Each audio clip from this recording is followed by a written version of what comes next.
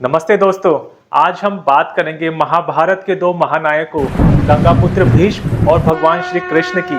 क्या विशेषताएं थी भगवान श्री कृष्ण के चरित्र में कि कई परंपराएं और नियमों को तोड़ने के बाद भी उन्हें अवतार माना गया, जबकि गंगापुत्र भीष्म को पूरी जिंदगी सत्य और परंपराएं निभाने के बाद भी अवतार नहीं माना गया।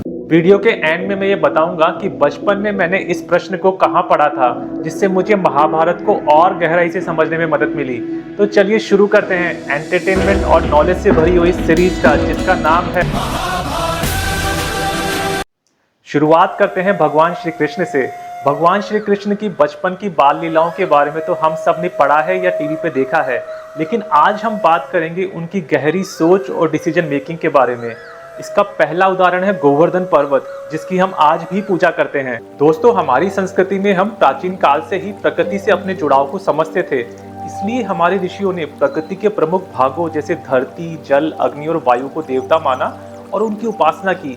उस समय ज्यादातर लोग खेती यानी फार्मिंग करते थे, जिसके लिए पानी यानी बारिश सबसे ज्यादा जरूरी है। इसलिए हमने वर्षा की इंद्र के रूप में मानकर उपासना करना शुरू किया और उन्हें सारे देवताओं का राजा भी माना गया। भगवान श्री कृष्ण ने बचपन में ही ये देख लिया था कि बारिश के होने में पर्वतों का कितना बड़ा योगदान है, और आज भी हम ये सब जानते हैं कि जब बादल पर्वतों से रुकते हैं तो उसके आसपास के प्रदेशों में काफी अच्छी बारिश होती है। इसलिए भगवान श्री कृष्ण ने इंद्र की पूजा करने की बजाय गोवर्धन पर्वत की पूजा करने के लिए कहा। इस तरह की समझ या सोच उसी के अंदर आ सकती है जो अपने हर विश्वास और मान्यताओं को क्वेश्चन करे और उनका असली मतलब समझ पाए। दूसरा उदाहरण है द्वारका नगरी की स्थापना। जब श्री कृष्ण ने कंस का वध किया था तो उसका बदला लेने के लिए कंस के ससुर जरासंध ने मथुरा पर कई बार आक्रमण किया। हालांकि श्री कृष्ण और यादवों ने मिलकर हर बार जरासंध को पराजित कर दिया, लेकिन बार बार होने वाले इन आक्रमणों की वजह से मथुरा के आम नागरिकों को काफी परेशानी होने लगी थी। तब श्री कृष्ण ने आम नागरिकों की सुरक्षा और उनकी खुशहाली के बारे में सोचकर एक ऐसी नई नगरी बनाने का निर्णय लिया जो चारों तरफ से सुरक्षित हो, और वो अपनी राजधानी को मथुरा से द्वारका ले गए। इस उदाहरण में हम उनकी गहरी सोच, स्ट्रॉन्ग डिसीजन मेकिंग एबिलिटी और आम जनता के प्रति उनका प्यार साफ देख सकते हैं। तीसरा उदाहरण है कालियावन वध। कालियावन को किसी भी अस्त्र शस्त्र से ना मरने का वरदान मिला हुआ था। इसके कारण उसे सीधे युद्ध में हरा पाना नामुमकिन था।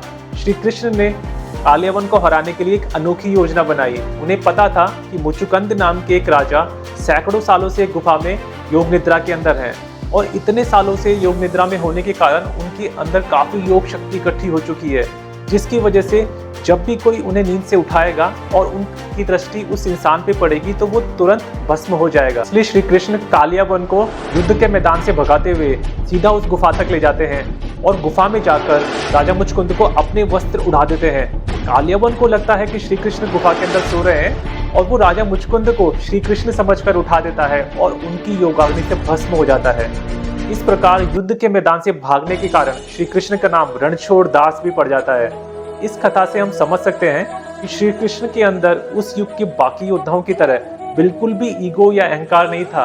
उन्होंने हमेशा अपने मैं से ऊपर उठकर जो सबके लिए सही है वही काम किया। चौथा उदाहरण है महाभारत के युद्ध में हथियार उठाना।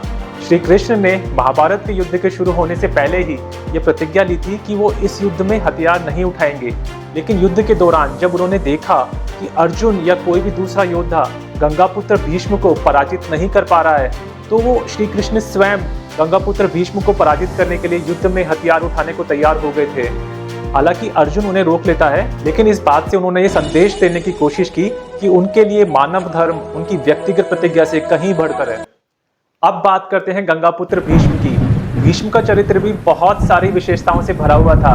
अगर हम वीरता की बात करें तो भीष्म के समान पूरे भारतवर्ष में उस युग में कोई भी योद्धा नहीं था। उनके अंदर अकेले ही पूरी सेना को पराजित करने की शक्ति थी। यहाँ तक कि उन्होंने अपने गुरु भगवान परशुराम को भी युद्ध में पराजित कर दिया था। इसके अलावा उनके अंदर इतिहास, राजनीति और धर्म का भी पूरा ज्ञान था।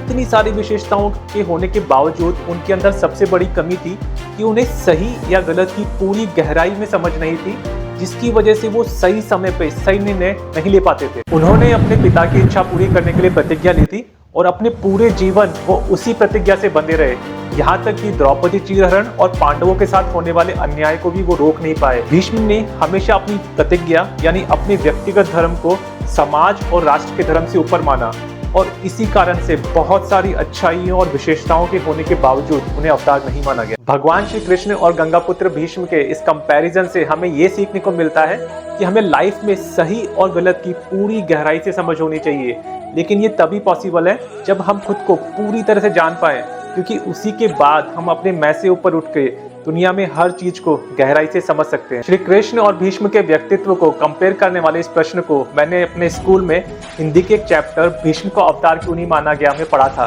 और उसके बाद मुझे महाभारत को और गहराई से समझने में मदद मिली।